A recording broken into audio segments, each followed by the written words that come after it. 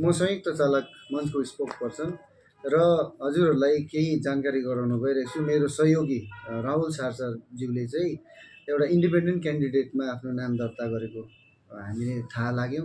त्यस पश्चात उहाँलाई हामीले धेरै समय पनि दियौँ। सायद उहाँले केही चेन्जेसहरू गर्नुहुन्छ या आफूले बा अरूले नै उहाँको नाम लिएर यो गरेको हो।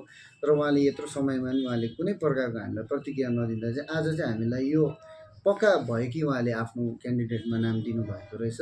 र विगत केही दिन अघि हाम्रो एउटा सभा भएको थियो संयुक्त मञ्चको एक्जिक्युटिभमा, र त्यसमा चाहिँ यो पारित भएको छ कि अब उपरान्त चाहिँ राहुल सर चाहिँ संयुक्त चालक मञ्चको एउटा साधारण सदस्य मात्रै रहनेछ र उहाँले दिएको कुनै पनि कुरालाई मान्यता दिने छैन।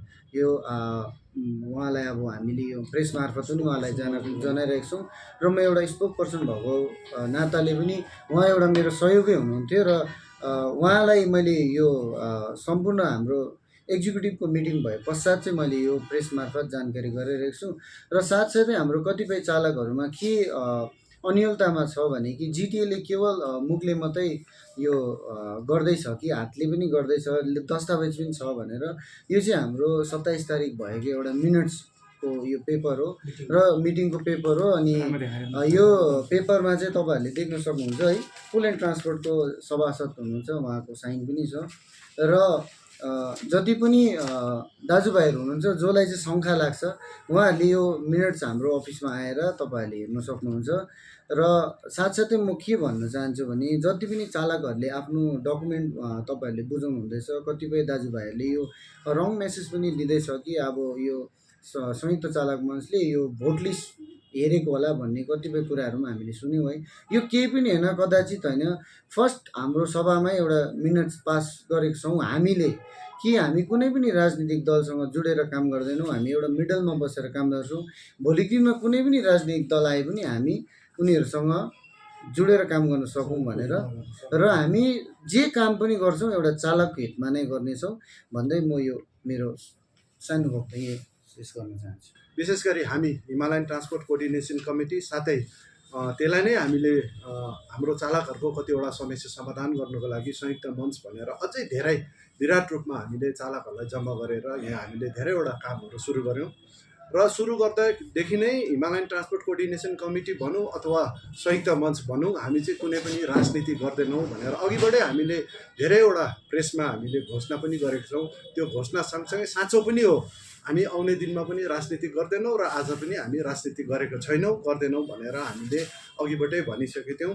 त्यो हुँदा हुँदा हामीसँगै काम गर्ने एकजना भाइले विधानसभामा यो आउने विधानसभामा उम्मेदवारी उहाँले अहिले हाम्रो ग्रुपतिर है सर्कुलेट भएको है, र हामीले धेरै दिनसम्म पर्ख्यौँ उहाँले त्यो विषयमा केही भन्छ कि या त त्यो फेक हो कि भनेर हामीले धेरै दिनसम्म पर्खिँदा पनि भाइले कुनै पनि एन्सर नदिएकोले गर्दा आज हामी प्रेस मार्फत एउटा के चाहिँ जानकारी गराउनु चाहेको भने उहाँको भोटमा उठ्ने उहाँको आफ्नो अधिकार हो, पाउनुहुन्छ उहाँले, त्यसमा हाम्रो केही गुनासो पनि छैन, उहाँको हाम्रो विरोध पनि छैन। तर हामी चाहिँ संयुक्त मञ्च भनौँ हिमालयन ट्रान्सपोर्ट कोअर्डिनेसन कमिटी चाहिँ एकदमै यो पोलिटिक्सदेखि चाहिँ राजनीतिदेखि धेरै टाढो भएकोले गर्दा यसमा चाहिँ हाम्रो कुनै पनि सहभागिता हुने छैन, रहने पनि छैन, र कुनै पनि चालकहरूले इन्डिभिजुअल उहाँलाई सघाएकोमा हाम्रो विरोध पनि छैन। र उहाँलाई यो आउने दिनमा कुनै राजनीतिक परिप्रेक्ष्यमा कुनै पनि दोष आरोपण या कुनै पनि घटनाहरू भए पनि हामी त्यसको पनि जिम्मेवारी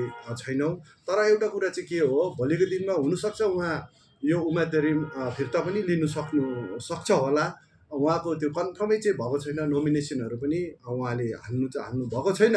तरै पनि अब आज र भोलि हेर्दाखेरि चाहिँ के आयो भने उहाँ चाहिँ साँच्चै नै कुनै न कुनै दिन एउटा राजनीति गर्ने नै रहेछ भनेर हामीले बुझ्यौँ।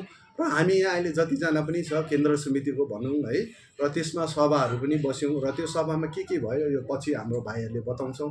र मैले चाहिँ दार्जिलिङको साथै जनसाधारण साथै हाम्रो चालकहरूलाई एउटै कुरा खालि बताउन आएको, भोलि पनि हामी नन पोलिटिकल रहनेछौँ, आज पनि हामी नन पोलिटिकलले छौँ र हामी राजनीति गर्दैनौँ र चालकहरूको टाउकोलाई लगेर चाहिँ हामी राजनीतिक बजारमा चाहिँ बेच्दैनौँ भनेर एउटा जानकारी गराउनु।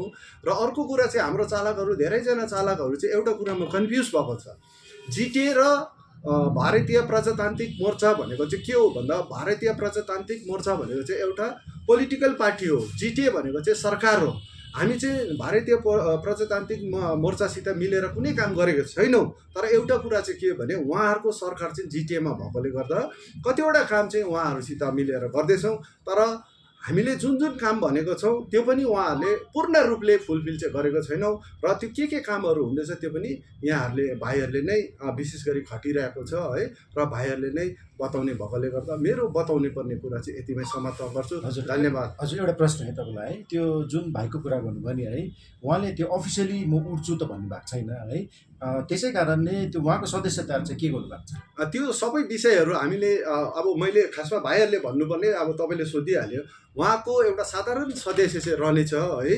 र हामीले चाहिँ उहाँलाई दुईवटा ओहदामा राखेको थियौँ। एउटा चाहिँ उहाँलाई स्पोक पर्सन भनेर है, प्रवक्ता भनेर अघिबाटै राखेको थियौँ। र साथै एउटा हाम्रो कमिटी छ, त्यो संस्थाभित्रै एउटा कमिटी छ जुन कमिटीले चाहिँ कुनै पनि प्रोग्रामहरूको फाइनलाइज गर्ने है एउटा कोर कमिटी छ।